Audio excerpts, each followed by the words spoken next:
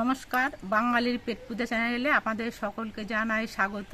এর আগে আমাদের চ্যানেলে কাঁচা মান কচুর বাটা কীভাবে খাওয়া হয় সেটা শেয়ার করা হয়েছে। কাঁচা মান কচুর বাটার কিন্তু খেতে এক রকমের স্বাদ, আর রান্না করা মান কচু বাটা কিন্তু খেতে আর এক রকমের স্বাদ। আজকে আমি রান্না করে কীভাবে মান কচু বাটা খাওয়া হয় সেটা আপনাদের সঙ্গে শেয়ার করছি।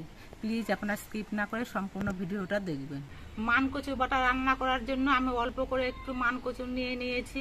এই মান কচুটা প্রথমেই আমি ছুলে নিচ্ছি।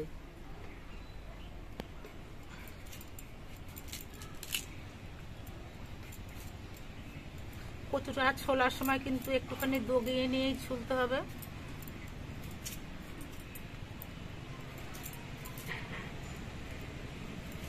মান কচুর গায়ের খোসাটা আমি ছাড়িয়ে পরিষ্কার করে নিয়েছি।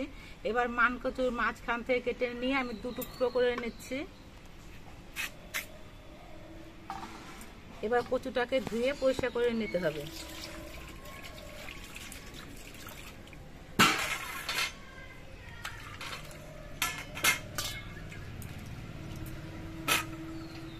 কচুটা আমি ধুয়ে পরিষ্কার করে নিয়েছি। এবার কচুটা বেটে নিতে হবে। আপনারা যদি শিলে বাটেন তাহলে পরে কচুর পিসগুলোকে আরো ছোট ছোট করে নিয়ে শিলে বেটে নিতে হবে। তবে এই কাজটা সহজে হয়ে যাওয়ার জন্য আমি একটা ঘষনি নিয়েছি। এই ঘষনি কিন্তু এখন প্রায় প্রত্যেকের বাড়িতেই থাকে। এই ঘষনি দিয়ে আমি মান কচুগুলো ঘষে নেব, তাহলে বাটার মতো হয়ে যাবে। গোল গোল যে অংশগুলো আছে যেখান দিয়ে আদা ঘষে নেওয়া হয় সেই অংশটা দিয়ে আমি মান কচুটা ঘষে নিচ্ছি।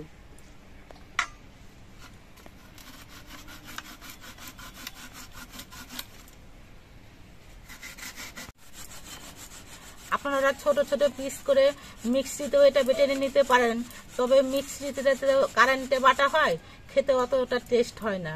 তাই আপনারা হয় ঘষনি দিয়ে ঘষে নেবেন, আর না হলে পরে শিলেই বেটে নেবেন।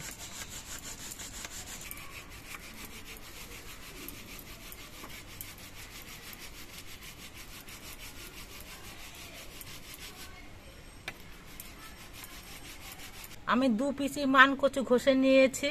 এই দেখুন কচুগুলো একেবারে বাটার মতো হয়েছে। এই কচু বাটা নিরামিষ ভাবেও রান্না করা যায়, আবার আমিষ ভাবেও রান্না করা যায়।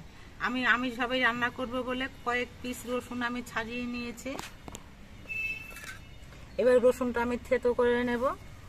আমি আর শিলে যাচ্ছি না, কুড়েমি করে একটা প্লাস্টিকের মধ্যে রসুনটা নিয়ে ওপরের নোড়াটা দিয়ে থেতো করে নিচ্ছি। শরীরে আলসি লাগছে আজকে শিলে বাটতে।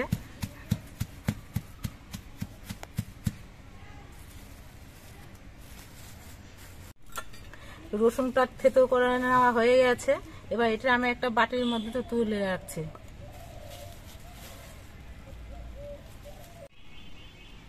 কচু বাটা খেতে হলে কিন্তু ঝালের পরিমাণটা একটু বেশি দিয়েই খেতে হবে। তার জন্য আমি 10-12টার মতো কাঁচা লঙ্কা মাঝখান থেকে চিড়ে নিয়েছি। এবার আমি কচু বাটাটা রান্না করব, তার জন্য উনুনে কড়াইটা বসিয়ে গরম করে নিয়েছি। আর এই রান্নাটা কিন্তু সর্ষের তেল দিয়ে করলে খেতে ভালো লাগবে। তার জন্য আমি কড়াইতে সর্ষের তেল দিয়ে দিচ্ছি।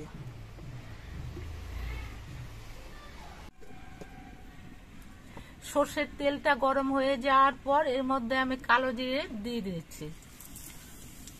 কালো জিরেটা কয়েক সেকেন্ড ভাজা হয়ে যাওয়ার পর এর মধ্যে আমি থেতো করার রসুনটা দিয়ে দিচ্ছি। রসুনটা একটু লালচে রং করে ভেজে নেব। রসুনটা ভাজা হয়ে একটা সুন্দর সেন্ট বেরিয়েছে। এবার এর মধ্যে আমি চেরা কাঁচা লঙ্কাগুলো দিয়ে দিচ্ছি।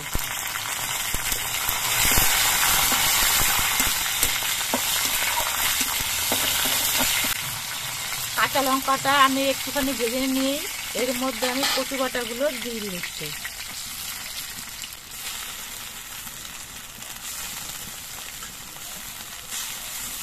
এবার কচু বাটাটা নেড়ে রেখে সব কিছুর সঙ্গে মিশিয়ে দিতে হবে।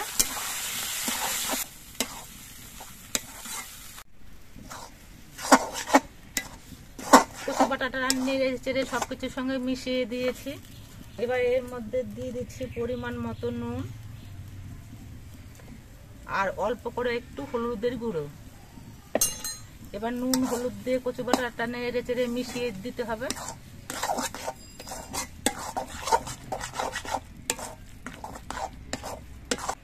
নুন হলুদ দিয়ে নেড়ে চেড়ে মিশিয়ে আমি 3-4 মিনিটের মতো রান্না করে নিয়েছি। কচু বাটাটা যাতে ভালো মতো সেদ্ধ হয় তার জন্য এর মধ্যে অল্প করে একটু জল দিয়ে দিচ্ছি। খুব বেশি জল দেওয়ার প্রয়োজন নেই, অল্প জল দিলেই কচু বাটাটা সেদ্ধ হয়ে যাবে। এবার আস্তে আস্তে জাল দিয়ে কচু বাটাটা রান্না করতে হবে।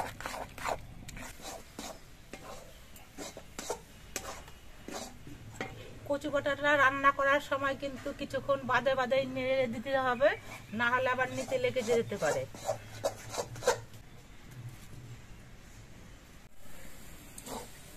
কচু বাটাটা বেশ কিছুক্ষণ রান্না করার পর দেখুন একটু আঠা আঠা হয়ে গেছে আর পাক উঠে গেছে, নাড়তে গেলে গোল হয়ে ঘুরে আসছে। এতে বোঝা যাবে যে কচু বাটাটা রান্না হয়ে গেছে। এই দেখুন একেবারে গোল হয়ে ঘুরে আসছে। এবার আমি কচু বাটাটা নামিয়ে নিচ্ছি।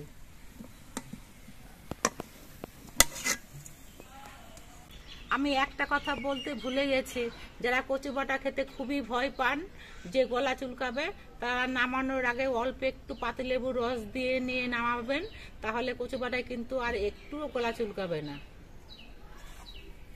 এবার আমি এই কচু বাটাটা একটা বাটির মধ্যে নামিয়ে নিচ্ছি। আমাদের বাড়ির সবাই তো গরম ভাতের সঙ্গে এরকম কচু বাটা হলে আর কিছুই লাগে না। আপনারা দেখতে পেলেন আমি কিভাবে মানকচু বাটা রান্না করলাম। এইভাবে মানকচু বাটা রান্না করতে কিন্তু খুবই কম সময় লাগে আর খেতেও হয় খুব টেস্টি। তো বন্ধুরা একদিন এইভাবে মানকচু বাটা রান্না করে খাবেন, দেখবেন খুব ভালো লাগবে। আর আমাদের ভিডিওটা যদি ভালো লাগে তাহলে চ্যানেলটাকে সাবস্ক্রাইব করে দিয়ে আমাদের পাশে থাকবেন।